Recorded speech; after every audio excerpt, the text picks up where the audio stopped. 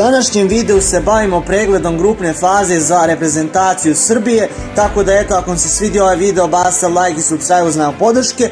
I eto, moram da kažem da je ovo jedan onako važan video koji sam želio da odradim i mislim da bi trebalo da bude onako dosta zanimljivo proći kroz sve što je Srbija prošla ovih nekoliko dana i koliko je zapravo bila na neki način, znači skroz opravdano rečeno loša, ali eto, moram da kažem da treba proći, da treba onako sagledati stvari iz različitih uglova i eto, ja sam spreman na to. I pozdrav svima ljudi, dobrodošli na kanal Fudbalski Mikir. U današnjem videu se bavimo znači reprezentacijom Srbije koja je znači ispala u grupi sa Kamerunom, Švajcarskom i Brazilom, tako da moramo da onako prođemo i da kažemo šta to tačno nije valjalo i koliko zapravo Srbija je zaista bila onako loša, koliko zapravo se opet ponovilo ono što nismo očekivali i što nekako nismo priželjkivali.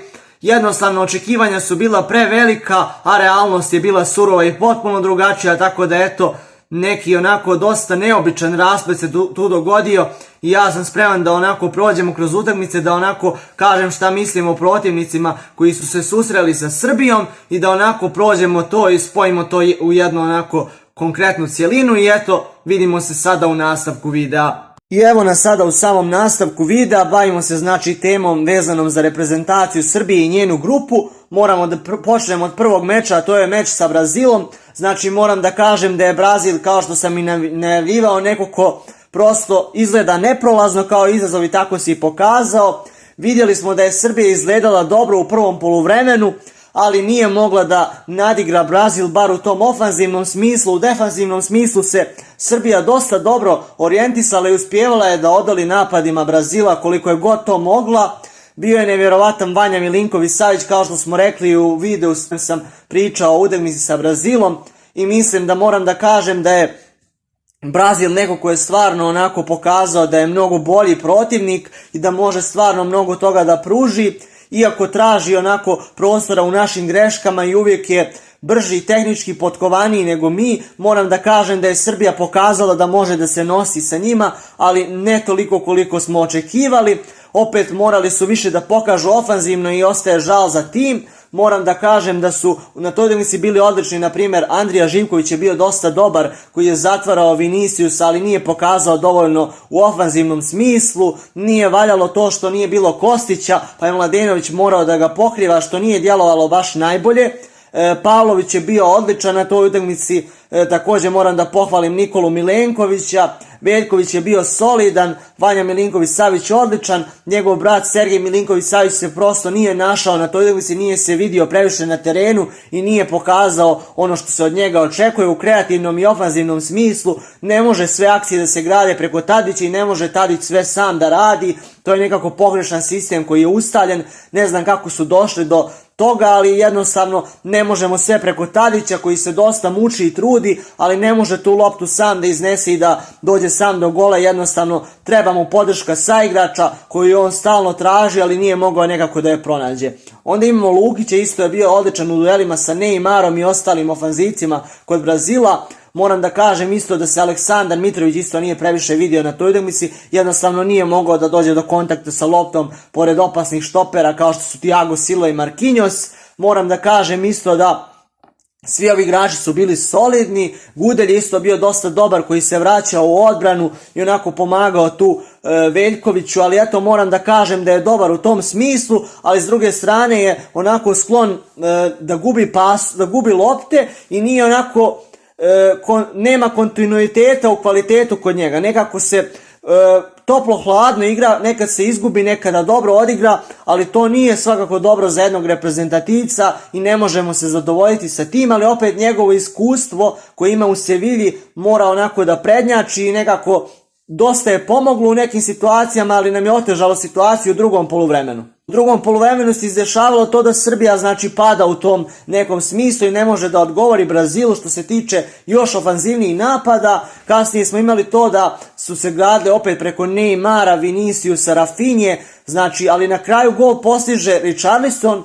Nije se očekivalo da će on postići ta dva gola. Prvi gol je postignut iz nekog odbijanca, tako da se izrazim, i da onako došlo je do nekih spleta nesrećnih okolnosti, jednostavno smo pustili Neymara da se ušeta u odbranu i da lako onako matira tu poteze i da nađe tog Richarlisona i on znači zaključava taj napad. Onda imamo dalje da je bila je šansa preko Viniciusa koji je ubacio znači na Richarlisona i Richarlison to završava makazicama, što je stvarno bio onako jedan od najljepših golova u grupnoj fazi. Moram da kažem da svakako da Brazil je onako stvarno nevjerovatan što se tiče tog napadačkog kvaliteta i mislim da Brazil nije toliko jak, ali opet je njihova ofanzivna igra toliko prednjači, igra onako ide prirodno i nekako to je njihov stil i taj stil se teško može srušiti. U tome je onako nekakva caka sa Brazilom i ne može se lako savladati takav tim i jednostavno potrebno je mnogo uigranosti da bi se pobjedio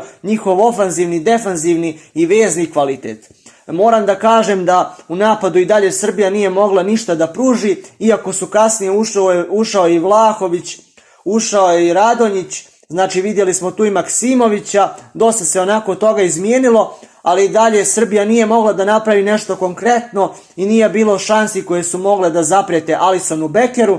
I eto moram da kažem da je utakmica, rezultat je bio odličan, što se kada pogledamo da smo igrali sa Brazilom, a opet kada pogledamo da Srbija nije uputila nijedan šut u okvir gola, to je onako razočaravajuće i da stvarno nismo mogli da zadržimo loptu u nogama, to je isto onako poražavajuća stvar, ali opet nije toliko loše koliko je moglo biti i eto, mislim da bi više trebalo da obratimo pažnje na sljedeće utakmice. Imamo znači utakmicu sa Kamerunom. U toj utakmici mogu da kažem da se dosta toga izdešavalo naprotiv Srbiji, u smislu da znači krenuli su sa lošim početkom, dao je go Castiljeto koji igra znači u odbrani štoperja znači Kameruna. Moram da kažem da je Kamerun jedna onako snažna, brza i onako pokretačka ekipa, uvijek želi da napravi nešto novo i nekako ne umije da stane, ali to je upravo način na koji smo mogli da ih i pobjedimo, pošto se nekada previše zaigraju i znaju da prave greške i da otvore prostor gdje ne treba. I nekako smo mogli da tražimo njihove greške u zadnjoj liniji, ali oni to nekako, naši igrači to nekako nisu lako koristili. Moram da kažem da se osjetila mnogo bolja igra od kada je Kostić igrao na terenu. Mogli smo da vidimo više akcija po toj strani, također i Živković bio onako dosta atraktivna što se tiče ovog meča. Moram da kažem isto da jedna reprezentacija kao što je Srbija mora bolje da otvara mečeve i mora da ima više kreativaca od samog Tadića, iako je i SMS bio dosta prisutan u drugoj utakmici. Rekli smo da znači bila su 2 gola, to jest pri kraju poluvremena, znači bila su 2 gola Pavlovića i Sergeja Milinković-Savića. To su 2 gola koja su nas onako izvukla i vratila utakmicu, ali opet ne možemo da kažemo da je Srbija bila briljantna u tom poluvremenu. Bila je onako dobra, solidna, ali u zadnjoj liniji je bilo mnogo grešaka koje su nas kasnije u meču i koštale. Znači, kasnije se dešava da ulazi znači taj Abubakar, koji nas je onako dosta mučio što se tiče toga. Prije toga je bio gol Aleksandra Mitrovića iz jedne odlične akcije, znači gdje su kombinovali Tadić, Kostić i Živković i došla je lopta do Aleksandra Mitrovića koji završava u mrežu. Tu su se malo Kamerunci zaigrali i mi smo to iskoristili. Ali eto ulazi kasnije taj Abubakar koji pravi onako dosta pometnje u samom timu Srbije i Orlovi više ne znaju šta da rade protiv njega, pošto je onako snažan, silovit i dosta je onako stvari učinio protiv nas. Moram da kažem da Abubakar je bio stvarno odličan, onako pokazao se dobro kod tog prvog gola gdje je bila sumnja da li je offside, ali ja mislim da na kraju nije trebao da bude dosuđen offside, iako se meni možda činilo da jeste u prvi mah.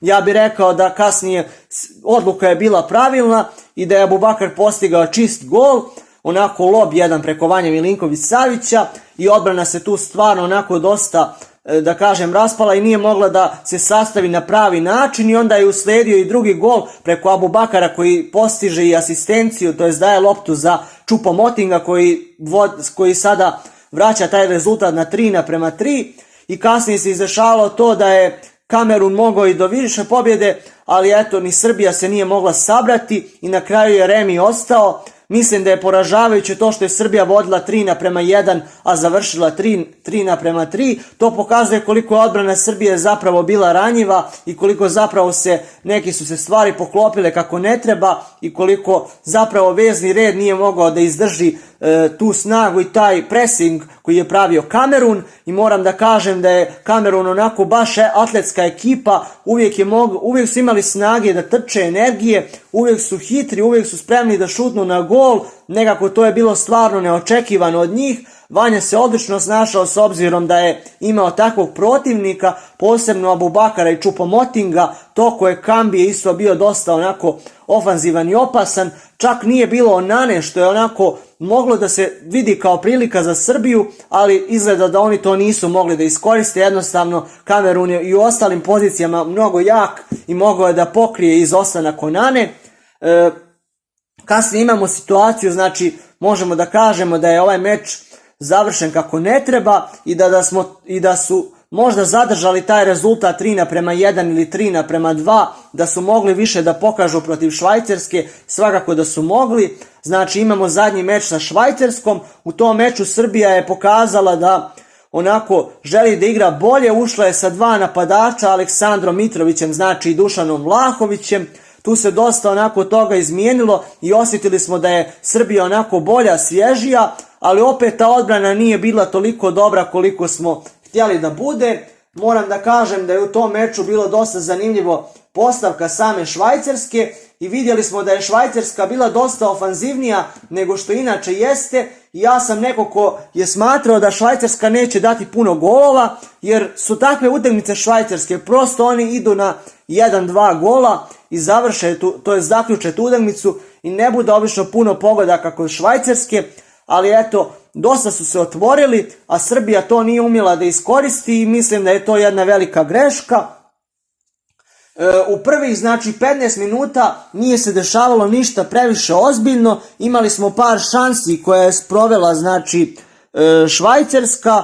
Mogu da kažem da je Švajcarska kao reprezentacija vrlo onako opasna i silovita i da je Vanja Milinković-Savić se teško snalazio protiv njih, posebno kada su dali gol iz te nevjerovatne akcije koju je na kraju zaključio Šačiri. On postiže pogodak za 1:0, kao što je bilo i 2018. kada nas je on tačno kaznio za neiskorištene prilike. Moram da kažem da je Šačiri stvarno imao odličnu tu ljevicu i da je stvarno pokazao da je dobro zaključio taj pogodak. Onda imamo, kasnije se razvija dalje situacija i Srbija se vraća, gol Aleksandra Mitrovića, asistencija Dušana Tadića.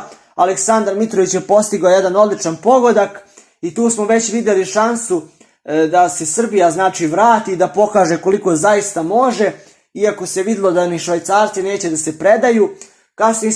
Kasnije smo imali za 10 minuta gol Dušana Vlahovića, stvarno odlična isto akcija, otvorila se odbrana Švajcarske. Imali smo situaciju, tu je Mitrović uspio da prevari 2 štopera, ako se ne varam, Švajcarske i uspio da probaci loptu do Vlahovića koji je odlično završio ljevicom i stvarno odlično se snašao Dušan Vlahović i moramo da kažemo da je stvarno jedan nevjerovatan napadač koji bilo je čudno što nije igrao od početka, što nije startovao i u utakmici protiv Kameruna, na primjer, a mogao je da igra i protiv Brazila. Ja mislim da bi bila mnogo bolja situacija da je Srbija igrala sa 2 napadača od samog početka ovog svetskog prvenstva. Moram da kažem da se Srbija onako dosta uplašila na neki način, nije znala kako da se snađe kada je Brial Embolo postigao taj gol za 2:2.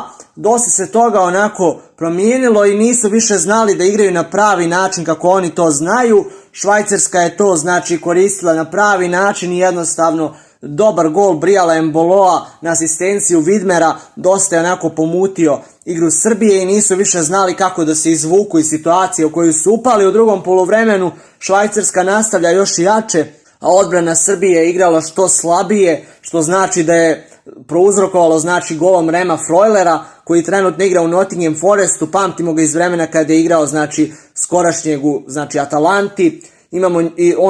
To je bio jedan odličan gol onako iz neke fine akcije, sa Vargasom i ostalim igračima Švajcarske u napadu i moram da kažem da je onako bila odlična završnica i Vanja Milinković-Savić je bio onako savladan i eto moram da kažem da je unešen taj neki nemir u reprezentaciju Srbije. Vidjeli su kako ne ide utakmica po njihovoj volji, jednostavno nisu mogli ni sa zamjenama kao što su Nemanja Gudelj, Luka Jović i Nemanja Maksimović da naprave neki jači rezultat bolji.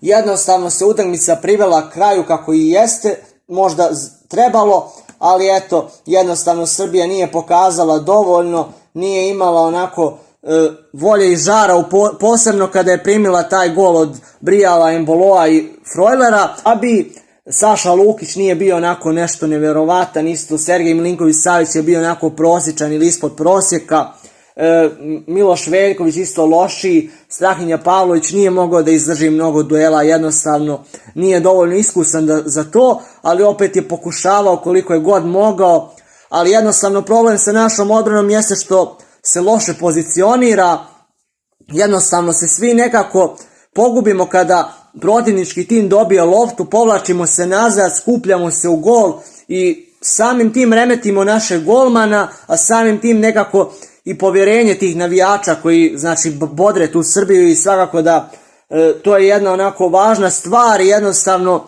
ne bi trebalo tako da se završi situacija. Jedan bod je ostvarila Srbija, to je Remi protiv Kameruna, ostalo je sve bilo podjednako loše. Moram da kažem da utakmice sa Brazilom i Švajcarskom su stvarno bile onako ispod nivoa kada sve zajedno pogledamo. Srbija jednostavno i dalje nije stekla ono što je potrebno i jednostavno možda je bolje što nisu ni prošli jer ne bi imali šanse protiv Portugala i protiv jačih protivnika i jednostavno ne bi bilo svrhe, ali eto, jednostavno nam je žao što nismo ostvarili neki istorijski plasman u osminu finala, jednostavno istorija se nekako opet ponavlja i nadamo se da će se dosta toga promijeniti u budućnosti. To je bilo to što se tiče ovog videa, ako vam se svidao video, bacite like i subscribe u znak podrške i vidimo se u nekim od narednih videa. Sportski pozdrav!